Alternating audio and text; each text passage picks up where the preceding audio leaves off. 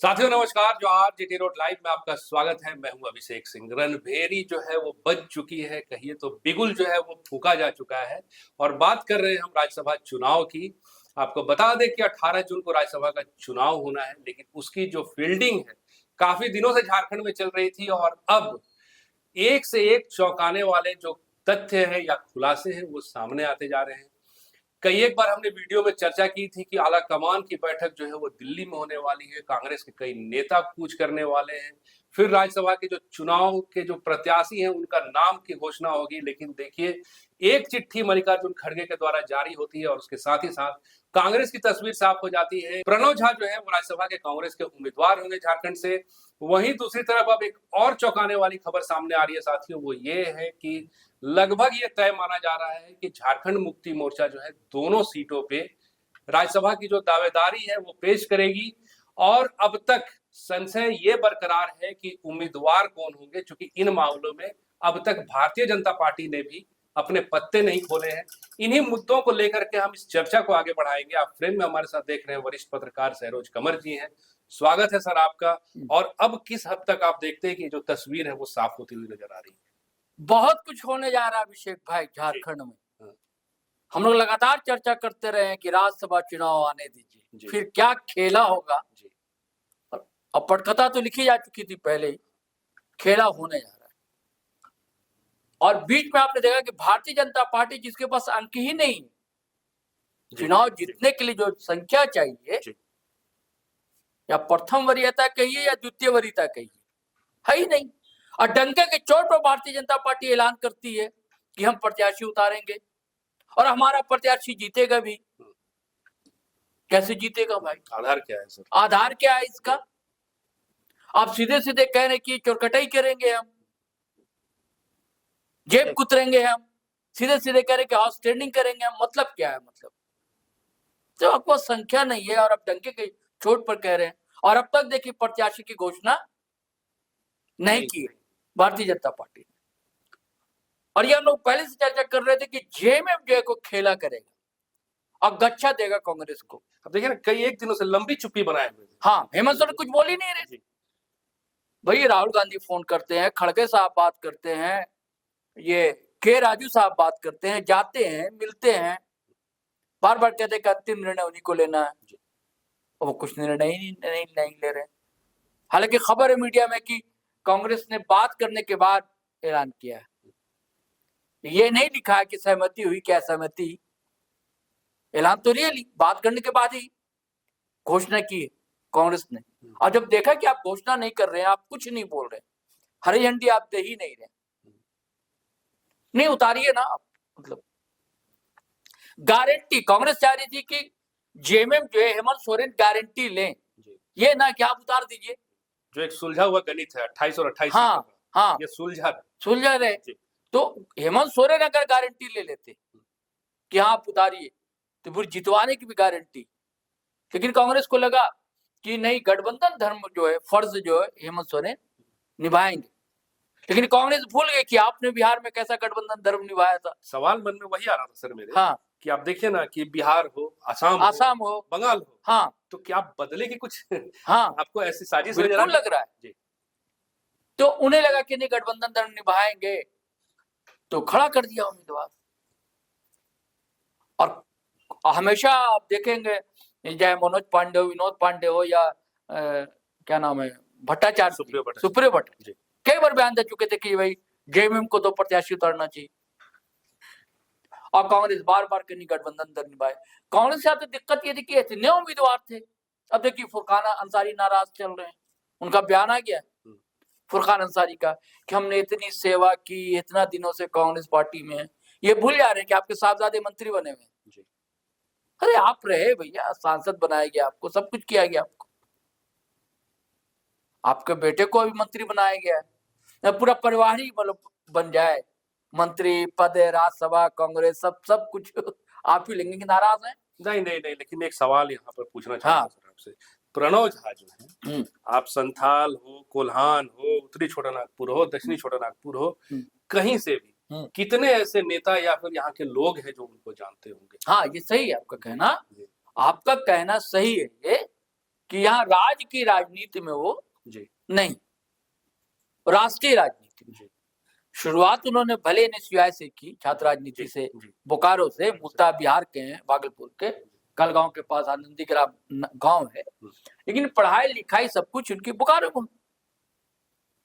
जी छात्र राजनीति से ही गए, फिर यूथ कांग्रेस में जुड़े, जी फिर वहां नेशनल कमेटी में जुड़े, जी। करीब हो गए राहुल के, फिर उसका मल्लिकार्जुन खड़गे के करीब हुए, और जो संचार का जो माध्यम है उसमें प्रभारी है, जिम्मेदारी दी गई है, इनके सलाहकार हैं जी खड़गे साहब की। तो वहां तो कांग्रेस ने सोचा कि यहाँ के भी रहने वाले हैं, बिहार के का भी संबंध है इनका, नेशनल से एक कोऑर्डिनेशन जो है, और इनका स्वभाव कोऑर्डिनेशन का, हर जगह इन्होंने कोऑर्डिनेशन का काम किया, इसलिए ये चेहरा सुटेबल होगा। और स्थानीय लोग इसलिए नहीं किया कि अब किसको करेंगे, सब विरोध का झंडा लिए खड़े हैं, कि आदिवासी को लें, ओबीसी से लें, माइनॉरिटी से लें। माइनॉरिटी में फुरकान अंसारी थे, शहजादा नूर थे, पिछले साल भी थे खड़े, इस बार भी मुस्लिम उलमा जो है प्रेस कॉन्फ्रेंस कर रहे थे शहजादा नूर के लिए। उधर आलमगीर आलम सपना देख रहे थे, राजेश ठाकुर साहब, सुबोध कांत साय साहब लॉबिंग कर रहे थे। तो इतनी भीड़ थी तो कांग्रेस को लगाओ कि चलो एक चेहरा पेश किया जाए। अब उनकी क्या गणित थी को जो आप सूचना दे कि जेएमएम ने अंततः ऐलान तो नहीं किया, लेकिन खबर सही है अभिषेक भाई जी कि दोनों सीट पर जेएमएम अपना उम्मीदवार देने जा रहा है। ऐसा कहा जा रहा है कि एक परिवार का होगा। जो जो जो विधायक दल की हाँ, मतलब बैठक हुई अभी, जी जो बैठक हुई, हाँ, इसमें सारे विधायकों का और नेताओं का ये कहना है हाँ, कि भाई दोनों के दोनों जो कैंडिडेट हो जेएमएम से क्यों नहीं। हाँ, और उन्होंने इस बात से मुख्यमंत्री को अवगत भी करा दिया हाँ, है कि जो इस बार झारखंड मुक्ति मोर्चा को दोनों सीटों पे अपने प्रत्याशी को उतारना चाहिए। तो ये तो फिर पूरा का पूरा गणित ही बदलता हुआ नहीं, कैसे जीतेगा दोनों फिर? हाँ, आपके पास भी तो गणित नहीं है, आपको तो कांग्रेस के विधायकों का समर्थन लेना होगा ना। और बल्कि अगर आप देखिएगा भारतीय जनता पार्टी के मुकाबले तो ज्यादा चाहिए, बहुत हाँ, ज्यादा चाहिए। हाँ, आपका 28 के बाद आपके पास 6 ही बचेंगे ना, 6 ही बचते हैं। हाँ, और 4 आप आरजेडी को पकड़ लीजिए जी तो 10 होते हैं। 2 माले को पकड़ लीजिए, जबकि माले का अपना कहना है हाँ, कि भाई इतने दिन से गठबंधन, विनोद कुमार को चाहते थे, हम भी तो नहीं, विनोद सिंह को चाहते थे जी। हाँ, तो यहाँ क्या पेच फंसता हुआ नजर आ रहा है सर आपको? देखिए बड़ी बात कहने जा रहा हूं अभिषेक भाई, कहीं ऐसा ना हो कि कांग्रेस में फूट हो जाए, क्योंकि प्रणव झा को लेकर नाराज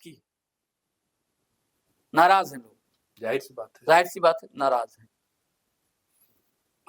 अबे आला कमान कह दिया है तो ठीक है भाई, हाई कमान कहा है, अब यार व्हिप भी जारी नहीं होता है। नाराजगी का सर आलम अब से नहीं है। हाँ, आप देखिए ना राधा कृष्ण किशोर का जो एक मोर्चा खोलना, इसके बाद उसी के समर्थन में उनका, मैं नाम भूल रहा हूँ सर, क्या नाम था, जो उनके समर्थन में आए थे राधा कृष्ण किशोर के, पांडे जी वो आई थी, दीपिका पांडे आई थी, संजय यादव आए थे, 3 लोग थे जी। कांग्रेस में तो फूट हो गया था ना, सुखदेव भगत ने भी कुछ बातें कही थी, हाँ, के खिलाफ कही थी। ये अभी जो देखिए जो उच्च स्तरीय कमेटी बनी थी इसके लिए, हाई लेवल कमेटी, उसकी जो आखिरी बैठक हुई तो फिर बाद में और जोड़े गए थे, जिसमें हफीजुल हसन जोड़े गए थे, एक जनजातीय मंत्री शिल्पी नेहा तिर्की जोड़ी गई। तो शिल्पी नेहा तिर्की, सुदेव कुमार सोनू और योगेंद्र प्रसाद, हफीजुल हसन सबकी अलग राय थी और उनकी अलग राय थी दीपिका पांडे सिंह की, राधा कृष्ण किशोर की और संजय यादव। अभी खबर ये है अभिषेक भाई कि हो सकता है कि कांग्रेस टूट जाए और एक अलग ग्रुप हो जाए। नाम भी आ रहे हैं, पॉलिटिकल गलियारे में चल रहे हैं। एक बार और ऐसे प्रयास किए गए थे कि बिरसा कांग्रेस के नाम से एक टुकड़ा अलग हो जाए और जेएमएम सरकार को सपोर्ट दे दे। हम लोग कई वीडियो में चर्चा कर चुके हैं कि माइनस कांग्रेस और माइनस बीजेपी हेमंत सरकार चला है, तो हो सकता है ये पूरी तैयारी हो। अब नाम आ रहा है कि अबुआ कांग्रेस के नाम से एक गुट बना लिया, 12-14 जो है कांग्रेस, जो झारखंडी मिजाज के, जिनकी ट्यूनिंग हेमंत सोरेन से बहुत अच्छी है, जिसमें मंत्रियों का भी नाम आ रहा है कांग्रेस कोटे के, और कांग्रेस कोटे के सब मंत्री। अरे और बड़ी खबर यह है कि संथाल में एक बड़ी बैठक हुई थी कांग्रेस नेताओं की जो नाराज है, और निशिकांत दुबे और रणधीर सिंह नाम है ना, वो पूरी मॉनिटरिंग कर रहे थे उस बैठक की, क्योंकि भारतीय जनता पार्टी चाहती है ना कि कांग्रेस मुक्त भारत, और सरकार भी चाहती है यहां कांग्रेस मुक्त, और इनको फायदा ये कि ट्यूनिंग अच्छी हो जाएगी। बिना केंद्र के सहयोग से आप देख रहे हैं कई योजनाएं, फंड नहीं, छात्रों को पैसे नहीं मिल पाए, कई मामले। तो अच्छा, भाजपा के साथ जा नहीं सकते, सबके वोट बैंक का आधार अलग अलग है, विचारधाराएं अलग है। तो भारतीय जनता पार्टी ये चाहती है कि आप कांग्रेस मुक्त हो जाइए। तो अब जो दो उम्मीदवार तो कैसे जीतेंगे भाई? कुछ तो सोचा होगा हेमंत सोरेन ने कि अपने किसी वफादार को ऐसे ही बलि चढ़ा देंगे, खड़े नाम के लिए शाहदारा अनवर को जैसे कांग्रेस ने खड़ा करवा दिया था, और उन्हीं के लोग दीपक प्रकाश को वोट दे आए थे। ठीक है, हॉर्स ठीक है, एक दो चुनाव यहाँ बहुत साफ सुथरा हुआ, लेकिन यहाँ तो हॉर्स ट्रेडिंग की परंपरा रही, कोई नई बात तो है। तो मुझे लगता है कि हेमंत सोरेन फूक फूक कर कदम रख रहे हैं, और ये इसकी संभावना मुझे ज्यादा लग रही है कि कहीं कांग्रेस का धड़ा अलग ना हो जाए। 1/3 हो जाएगा तो दल बदल वाला कानून भी जी, अभी आपने देखा ना कैसे अलग हो गया पश्चिम बंगाल में। 58 विधायक जो एक साथ अब दावा कर रहे हैं कि भाई असल टीएमसी हम है जी, जी। तो 16 में 12 लोग अलग हो जाए। नहीं तो सर एक सवाल यहाँ ये भी बनता है हाँ, कि ये अगर बट जाती है, हाँ, बंटवारा हो जाता है, हाँ, अलग हो जाते हैं, हाँ, तो इसका फायदा भारतीय जनता पार्टी कहीं नहीं उठा ले, क्योंकि आंकड़ों से बहुत दूर तो नहीं, सिर्फ 4 सीटों का ही जरूरत है उनको। नहीं, अब जब जेएमएम खड़ा कर रहा है जी, तब तो संभावना कम है, और सहमति है उधर से, तो ऐसा मुझे नहीं लगता कि होना चाहिए, क्योंकि बिना सोचे समझे हेमंत सोरेन नहीं खड़ा कर देंगे उम्मीदवार। और खबर है कि एक तो परिवार से ही होगा कोई, तय है, अंजनी सोरेन की ज्यादा संभावना। और एक और बातें कही जा रही है कि कोई उनका एकदम करीबी वफादार होगा। कौन वफादार होगा? कुणाल सारंगी होंगे या कोई और होगा, पता नहीं। एकदम करीबी जो वफादार वो होगा, ये बातें चल रही। तो मुझे ज्यादा संभावना यही लग रही है, लेकिन उसके बाद भी उन्हें जरूरत पड़ेगी तो हो सकता है कि भाजपा की तरफ से साथ मिल जाए, या कोई ऐसा उम्मीदवार हो कि हो सकता है कि मतलब भाजपा भी पसंद करे, हेमंत सोरेन ही पसंद करे, और ये जो दर्जन भर लोग आए वो भी पसंद करें, तो भाजपा की भी अपने डंके की चोट वाली बात रह जाए। ये भी तो हो सकता है, क्योंकि 12 जाने के बाद भी हेमंत सोरेन की जरूरत पड़ेगी। जी बिल्कुल पड़ेगी कि नहीं? मतलब 6 उनके पास रह जाएंगे 28 के बाद, और 6 उधर, 4 और 6 6 12 12 12 24 जी, 4 की जरूरत और पड़ेगी। तो 12 जो आप दूसरी वाली बता रहे हैं संभावित है। हाँ, संभावित है। हाँ जी, नहीं तो बिना उसके तो खड़े ही नहीं करेंगे, तो कैसे जीतिएगा? फिर भी तो अभी 4 का गणित यहाँ भी उलझेगा। हाँ बिल्कुल उलझेगा। अगर मान लीजिए जयराम महतो का भाव बहुत बड़ा हुआ अभी, और जयराम महतो ने प्रणव झा को लेकर उनकी पार्टी ने नाराजगी जतला दी है कि आप बाहरी को आपने क्यों खड़ा किया, यहाँ के लोग नहीं मिले क्या? वरीय उपाध्यक्ष मोतीलाल महतो, उन्होंने अपना पोस्ट, मतलब जरूर जयराम की सहमति रही होगी, ऐसा नहीं, वरीय उपाध्यक्ष लिख रहे, यानी को क्लियर कर दिया कि हम आपको सपोर्ट नहीं करेंगे। तीसरे मामला की हो सकता है कि दूसरा कोई उम्मीदवार हो तो स्थानीय भी इन लोग को देखना होगा।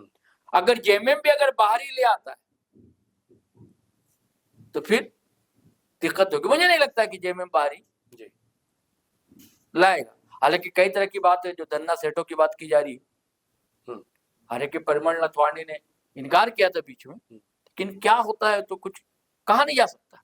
लेकिन सबसे बड़ी खबर है ये है, आज नहीं तो कल अबुआ कांग्रेस कहीं जन्म ना ले अभिषेक भाई, और सरकार फिर, और जो लोग जाओ भैया अपनी दुकान चलाइए आप जी, ये मुझे लगता है, क्योंकि ये पूरी तरह जेमे में लोग नहीं जाएंगे, लेकिन अपना एक पार्टी, अपना ये एक समानांतर हाँ पार्टी जो इनके सहयोग से ही सहयोग से ही। जी अजय देखिए सत्ता, आजकल एक चीज गौर कीजिए अभिषेक भाई, कि अब जो राजनीति हो रही है ना पूरे देश में, देखिए अब कोई मूल्य, नैतिकता, वैचारिकी, ये सब है किसी पार्टी की, किसी पार्टी। देखिए कम्युनिस्ट पार्टी को कहा जाता था, उसके भी लोग चले जाते हैं टीएमसी में। अभी जो टीएमसी के नेता अलग गुट बनाए हैं टीएमसी, जी वो सीपीआईएम के थे, पहले कम्युनिस्ट पार्टी में थे। अच्छा जी, वो आज भी टीएमसी में है। अब वहां भी नहीं, हम जिसे कहते थे संघ और भाजपा चाल चलन चरित्र की पार्टी कही जाती, उसको आप देख लीजिए।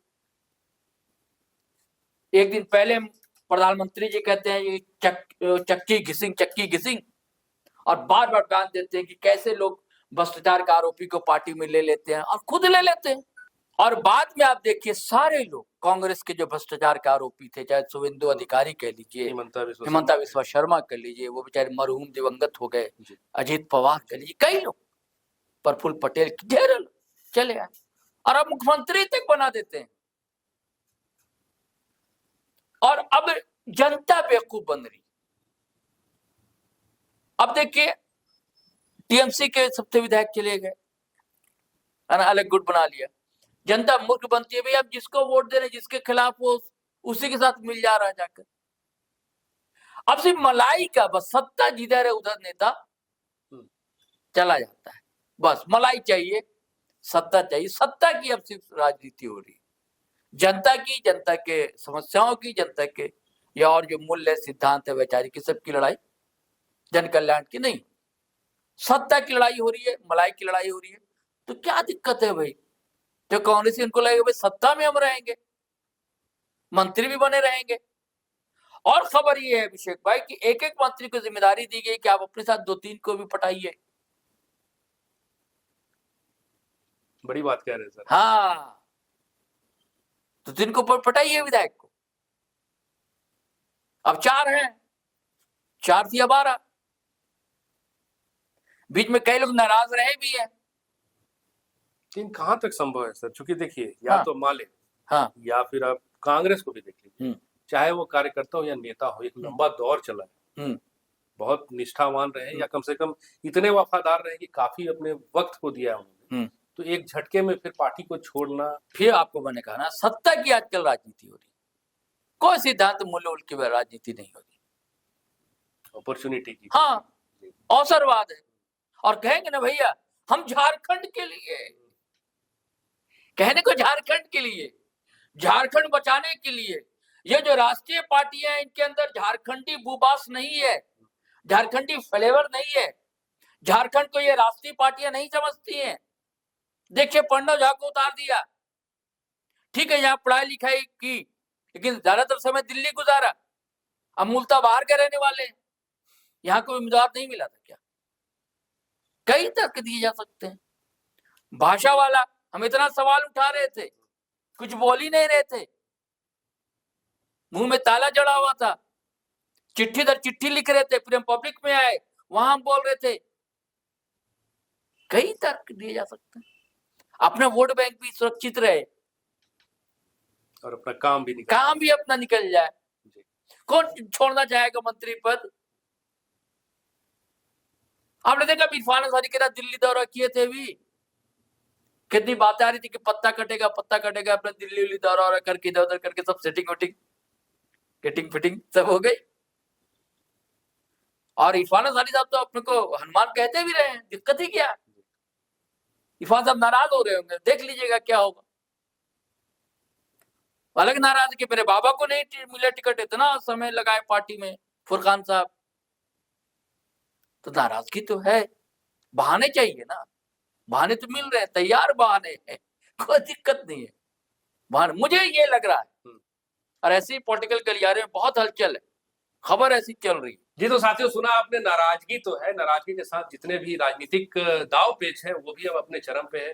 चाहे बात आप कांग्रेस की कह लीजिए, कांग्रेस के अंदर की नाराजगी आज की नहीं है, बल्कि आप देखिए विगत महीने से भी कई एक नेता बगावत का सुर अपना रहे हैं या अपने पार्टी के विरोध में कई एक बयान भी दे रहे हैं। अब ये राज्यसभा का जो चुनाव है या उम्मीदवारी को लेकर के जो ये निर्णय है, ये बगावत को और किस हद तक लेकर के जाती है और पार्टी के अंदर में क्या कोई क्रांतिकारी परिवर्तन होता है या कुछ नया देखने के लिए मिलता है। वही हाल झारखंड मुक्ति मोर्चा में भी है कि अब तक जो उनके मुखिया है उनकी जो चुप्पी है वो क्या रहस्य से पर्दा उठाती है, ये सब कुछ। जबकि भारतीय जनता पार्टी को भी देखिए तो 6 तारीख को संभवतः नितिन नवीन आने वाले हैं झारखंड, और इसके बाद क्या रणनीति उभर कर आती है, सारी चीजों पे जो है ये जो पर्दा है ये उठेगा साथियों 8 जून को, जिस दिन नामांकन होना है। और लगे हाथ तो देखिए चुनाव का क्या रिजल्ट आता है, ये आने वाले वक्त पे है। आज के लिए साथियों बस इतना ही, चलते हैं, लेकिन आपसे वही आग्रह करते हुए ये विदा लेते हैं कि अगर आपने हमारे चैनल को सब्सक्राइब नहीं किया तो जरूर से कर लीजिए, हमारे वीडियो को लाइक शेयर और कमेंट भी जरूर कीजिए। आज्ञा दीजिए, नमस्कार, जय हिंद, जय भारत।